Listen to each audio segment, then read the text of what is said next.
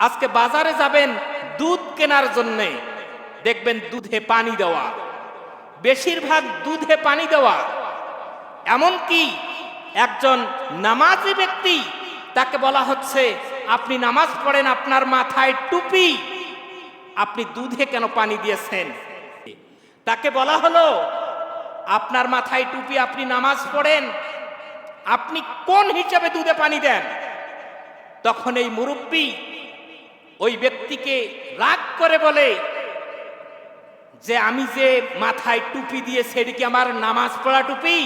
এটা হলো আমার দুধ বেচা টুপি। কি বেচা টুপি বলেন? এটা হলো দুধ বেচা টুপি। আর নামাজ যে টুপি দিয়ে পড়ি সে টুপি পকেটে আছে, পকেট থেকে বের করে দিয়ে দেখায় এইটা আমার নামাজ পড়া টুপি। নাউজুবিল্লাহ বলেন। এইরকম অনেকের আজকে দুধ বেচা টুপি আছে না নাই বলেন? সম্মানিত উপস্থিতি, ওই দুধ বেচা টুপিওয়ালা ওই ব্যক্তি দুধে পানি দিয়ে দুধ বিক্রি করে এসে আবার নামাজে শরীক হয়ে সেও ইমানের দাবি করে। নাউজুবিল্লাহ বলেন। হাজী সাহেব হজ করতে গেছে, হাজী সাহেব হজ করতে যাচ্ছে, ছেলের নামে সব সম্পত্তিটুকু লিখে দিয়ে মেয়েকে দোয়া দিয়ে হজ করার জন্য চলে গেল।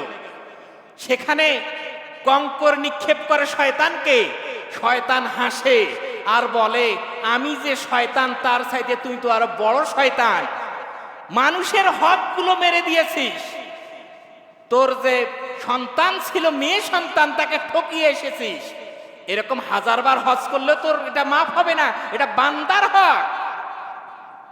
তার মানে বান্দার হক হলো আপনি মারা যাওয়ার পর আপনার ছেলে কতটুকু পাবে, আপনার মেয়ে কতটুকু পাবে। পৃথিবীর জমিনে কে আসপর্দা দিল আপনাকে? আপনার ছেলে মেয়েকে জমি নামে করে দেওয়া।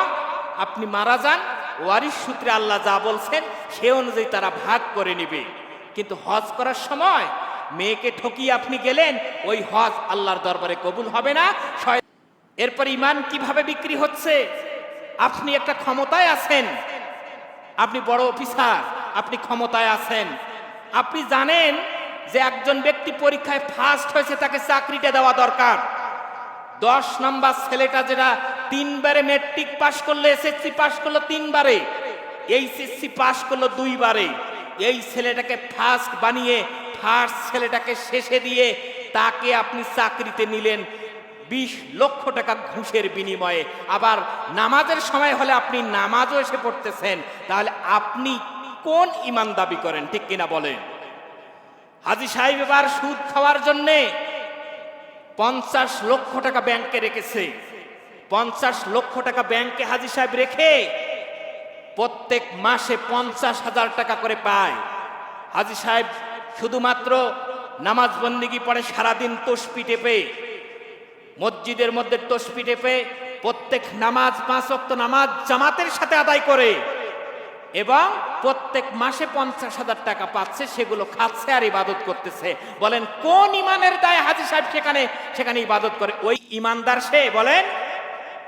অথচ তারাও ইমানের দাবি করে, তারাও কিন্তু ইমানের দাবি করতেছে। তাহলে এরকম অসংখ্য মানুষ আজকে ইমানের দাবি করে।